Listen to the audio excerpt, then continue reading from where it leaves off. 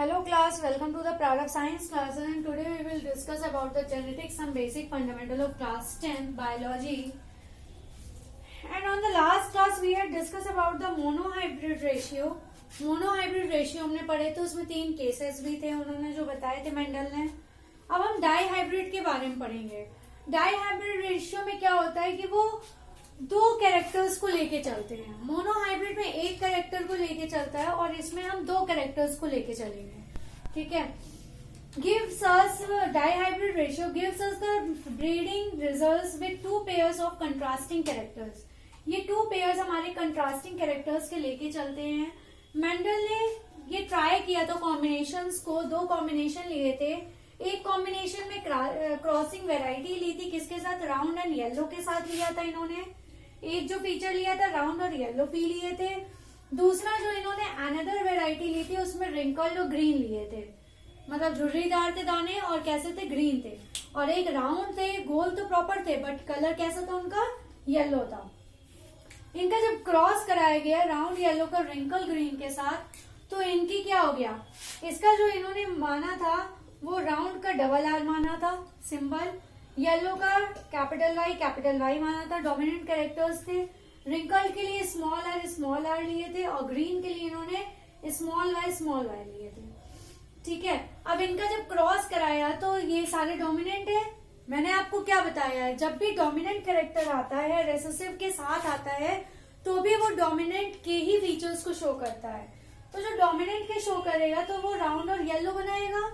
तो राउंड और येलो जब बनाएगा तो क्रॉस करने के बाद round yellow, round green, wrinkled yellow, wrinkled green, इनके रेशियो क्या है? ये टोटल 16 बनेंगे हमारे. मैंने पुनेट स्क्वायर भी बनाया है, उसको भी मैं अभी समझा दूंगी. तो 9 इन्होंने राउंड येलो बनाए हैं, 3 इन्होंने राउंड ग्रीन बनाए हैं, 3 इन्होंने रिंकल ग्रीन बनाए और 1 रिंकल ग्रीन बनाए हैं. Wrinkle yellow and wrinkle green. ठीक है. आउट ऑफ 16 इन्होंने इतने रेशियो प्रिपेयर किए हैं.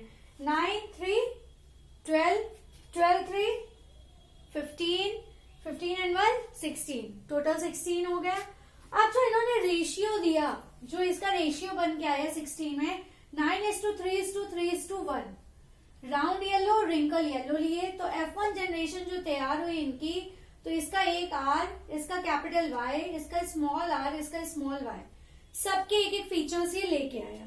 ठीक है. लेकिन अगर हम इसको देखें तो कौन से ही लेके आया? राउंड येलो लेके आया, क्योंकि ये डोमिनेंट है ना, capital R dominant, Y dominant. तो ये राउंड येलो कैरेक्टर लेके आए हैं. अब इनका ये कराते हैं. अब इससे हम कितने बना सकते हैं? आर वाई के जब हमने क्रॉस कराया तो capital R small R capital Y, small Y. उसके बाद इसी तरह जितने यहाँ पे होंगे सेम यहाँ पे होंगे. जब इनके ये क्रॉसेस कराए गए तो राउंड येलो कैसे हुए? 9, ये भी मैं बता देती हूँ आपको. Capital R capital Y round और येलो होंगे, capital R capital Y round yellow होंगे, capital R capital Y round yellow होंगे, capital R capital Y round yellow होंगे. ठीक है. इसके बाद कैपिटल आर कैपिटल वाई ये भी राउंड येलो होंगे, कैपिटल आर कैपिटल वाई ये भी राउंड येलो होंगे, ये भी हमारा राउंड येलो होगा, ये भी राउंड येलो होगा. 1 2 3 4 5 6 7 8 और ये एक हो गया हमारा 9. ये हमारे राउंड और येलो के हो गए. ठीक है. राउंड येलो हमारे 9 थे, तो 9 हमारा हमने आपको बता दिए. अब हम आते हैं नेक्स्ट हमारे राउंड और ग्रीन में. ग्रीन का इन्होंने क्या लिया? Small Y. तो जब स्मॉल वाई इसमें दोनों सेम होंगे तभी वो स्मॉल वाई ग्रीन होगा. तो कैपिटल आर स्मॉल वाई का देखते हैं. कैपिटल आर स्मॉल वाई मतलब राउंड एंड ग्रीन. इसके बाद कैपिटल आर स्मॉल वाई ये हो गया round and green, capital R small Y ये हो गया राउंड एंड ग्रीन.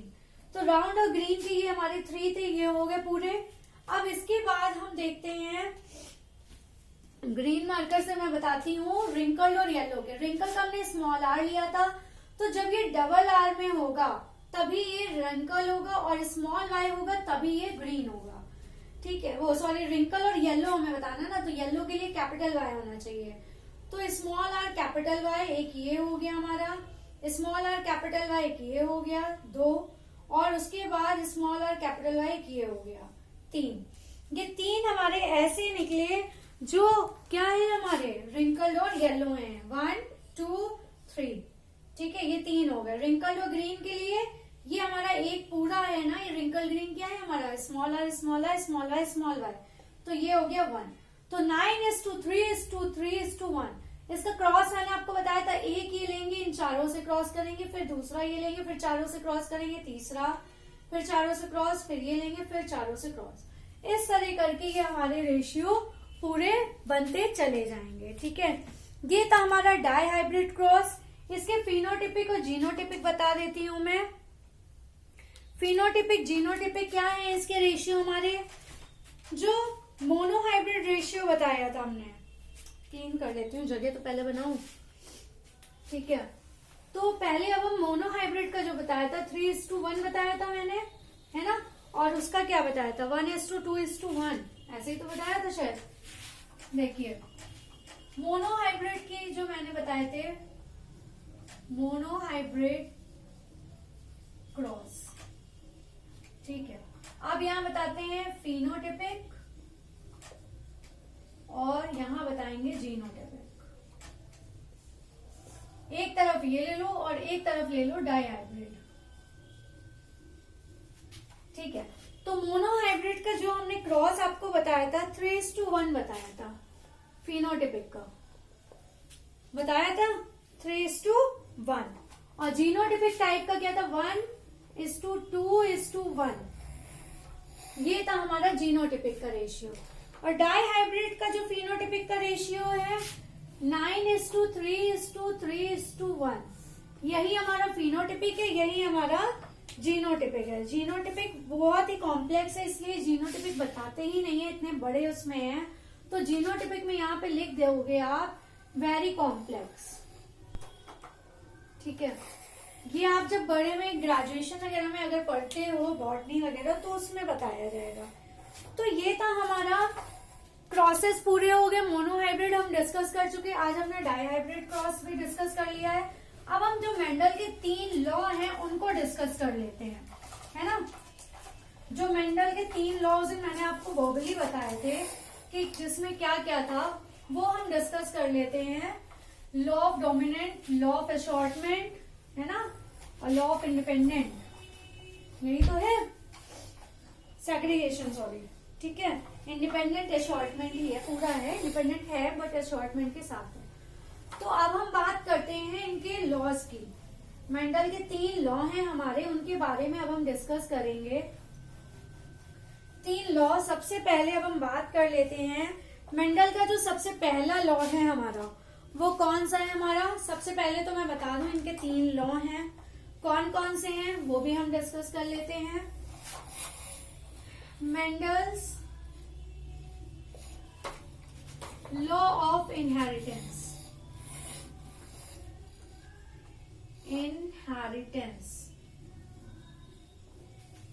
ठीक है। पहला लॉ जो हम बात करते हैं लॉ ऑफ डोमिनेंस की, लॉ ऑफ डोमिनेंस, ठीक है। लॉ ऑफ डोमिनेंस की बात करें तो इसमें डोमिनेंस में क्या कहता है ये भी सुन लीजिए। Out of a pair of contrasting, out of a, मैं प्योर पूरी बता देती हूँ, वही out of a pair of contrasting characters present together. जो कैरेक्टर्स होते हैं वो एक साथ हमारे क्या होते हैं, प्रेजेंट होते हैं। Characters present together, only one is able to express itself while the other remains suppressed, ठीक है। मतलब इन्होंने ये जो डोमिनेंट और रिसेसिव का कैरेक्टर बताया है वो ऐसे ही चलेगा, ठीक है। डोमिनेंस में क्या होता है कि जो आउट ऑफ अ पेयर होता है, जैसे हमने लिया था राउंड और येलो, ठीक है, और लिया था रिंकल्ड और ग्रीन, ठीक। तो डोमिनेंट कैरेक्टर तो राउंड और येलो ही हुए ना, तो वो सिर्फ इन्हीं को शो करेगा out of a pair of contrasting. अगर हमने आर और वाई लिया है, ठीक है, तो ये कैपिटल आर स्मॉल वाई में कैपिटल आर का ही सिर्फ शो करेगा जो फीचर होगा, कैरेक्टर होगा, और दूसरे को क्या करेगा, सप्रेस कर देगा, दबा देगा। ठीक है, अगर कोई हमसे तेज तर्रार पर्सन है तो वो हमको दबाने की कोशिश करता है। सेम वैसे ही इसमें भी डोमिनेंसी आती है। डोमिनेंस मतलब हो गया यहाँ पे कि जो हमारा मेन कैरेक्टर है उसको वो खुद शो करता है, एबल होता है खुद को शो करने के लिए, जबकि दूसरा क्या होता है, दब जाता है, सप्रेस्ड हो जाता है। ठीक है, तो इसमें ये कह सकते हैं, so one can express dominant, एक जो होता है वो डोमिनेंट को शो करता है, अदर कैन एक्सप्रेस रिसेसिव, और जो दूसरा होता है वो किसको रिप्रेजेंट करता है, वो रिसेसिव कैरेक्टर को रिप्रेजेंट करता है। Recessive character can express only when the pair consist of both recessives. जब ये रिसेसिव कैरेक्टर तभी रिप्रेजेंट होता है जब दोनों ही क्या हो, जैसे यहाँ पे हमने लिया था R R capital Y small R small R small I small I, तो जब ये पूरे दोनों पेयर में ही होंगे तभी रिसेसिव शो होगा। लेकिन डोमिनेंट में क्या होता है, डोमिनेंट में हमारे साथ प्लस पॉइंट होता है कि अगर इसमें एक डोमिनेंट है एक रिसेसिव है तो भी ये क्या होता है, डोमिनेंट ही शो होता है, रिसेसिव को ये शो नहीं करता है। ठीक है, ये रिसेसिव को शो नहीं करता, ये इनका पहला है रूल, ये याद रखिएगा। Out of a pair of contrasting characters, जो कंट्रास्टिंग कैरेक्टर्स के पेयर होते हैं प्रेजेंट टुगेदर, एक साथ प्रेजेंट किए जाते हैं, only one is able to express itself, लेकिन केवल एक ही ऐसा होता है जो अपने आप को एक्सप्रेस करता है, while the other remains suppressed, जबकि जो दूसरे वाले होते हैं वो अपने आप को सप्रेस कर देते हैं, दबा देते हैं। ठीक है, और ये भी मैंने बता दिया है कि जिसमें एक कैसा होता है, डोमिनेंट होता है, और दूसरा कैसा होता है, रेसेसिव होता है। ठीक है, तो ये ध्यान में रखिएगा, रेसेसिव और डोमिनेंट कैरेक्टर। अब हम दूसरे की बात करते हैं, नेक्स्ट रूल की, law of segregation. Law of segregation, segregation मतलब होता है किसी चीज को अलग करना। ठीक है, इसको हम और भी कह सकते हैं, law of purity of gametes. ठीक है, ये गैमेट्स की प्योरिटी के लिए भी कहा जाता है, law of purity of gametes, क्योंकि ये क्या करते हैं, अलग अलग शो करते हैं। ठीक है, अब हम उसकी लॉ की बात करते हैं, तो लॉ में क्या कहता है, इसमें जो दो हमारे मेंबर्स होते हैं, ठीक है, इसको देख लीजिए, the two members of a pair of factors separate, ये क्या कर लेते हैं, सेपरेट कर लेते हैं during the formation of gametes, formation of gametes. ठीक है, the two members of a pair, pair के जो दो मेंबर्स होते हैं वो क्या करते हैं, उनके जो फैक्टर्स होते हैं सेपरेट, अलग अलग होते हैं during the formation of gametes. जैसे हमने फर्स्ट जनरेशन में देखा था, इसमें स्मॉल आर था, तो जब ये आते हैं तो कैपिटल आर स्मॉल आर, तो ये अलग अलग हो जाते हैं, इनके गैमेट्स बन जाते हैं जब ये क्या होते हैं, सेपरेट होते हैं। They do not blend but segregate और सेपरेट इनटू डिफरेंट गैमेट्स, ये ब्लेंड नहीं होते हैं लेकिन इनके जो गैमेट्स होते हैं वो अलग अलग होते हैं।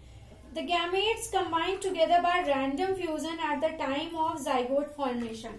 और ये क्या होता है, ये जब गैमेट्स बनाते, जाइगोट बनाते हैं, तो क्या होता है, इनका एक फॉर्मेशन हो जाता है, मिल जाते हैं और क्या बना लेते हैं, जाइगोट बना लेते हैं। ठीक है, जाइगोट तो पता है ना, जब गैमेट्स मिलते हैं तो एक फ्यूजन होता है जिसको हम कहते हैं जाइगोट। ठीक है, ये फ्लावर वाले में हम पढ़ेंगे जाइगोट के बारे में, या फिर रिप्रोडक्शन में आता है हमारे।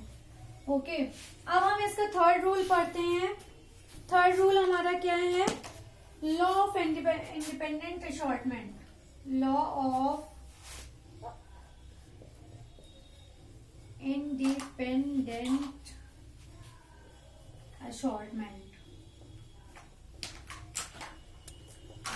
ठीक है, इंडिपेंडेंट असॉर्टमेंट मतलब क्या होता है? इसका मतलब होता है कि ये पूरी तरह से इंडिपेंडेंट है, किसी पे डिपेंडेंट नहीं है, आजाद है। ठीक है, तो when there are two pairs of characters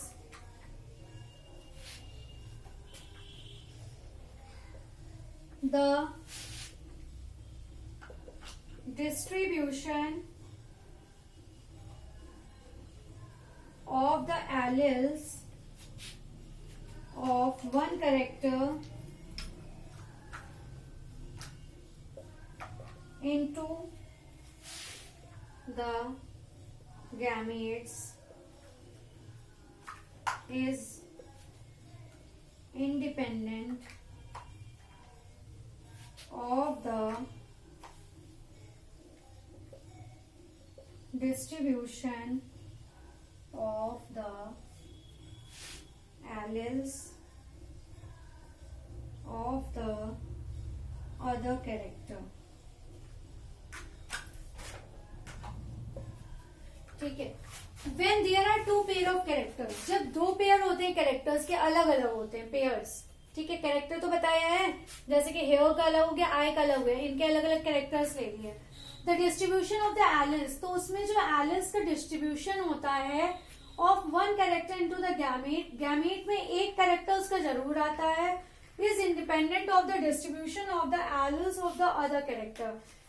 क्योंकि जो हमारा क्या होता है, दूसरा कैरेक्टर होता है वो अपने में इंडिपेंडेंट है, और जो पहला कैरेक्टर वो अपने में इंडिपेंडेंट है, कोई किसी के साथ मिक्स नहीं होता है। पहला वाला भी उसके साथ आ जाएगा और दूसरा वाला भी उसके साथ आ जाएगा। तो इसका मतलब यही है कि ये क्या है, दोनों कैरेक्टर्स, हेयर का अलग है और आइज का अलग है, तो अपने अपने कैरेक्टर्स को वो लेके आते हैं एलिल्स को। तो यही उसका क्या, इंडिपेंडेंट असॉर्टमेंट। ठीक है, आज के लिए बस इतना ही। कोई भी डाउट है तो आप क्लियर कर सकते हैं कमेंट बॉक्स में भेज के। And please like share subscribe my channel. Take care, thank you class.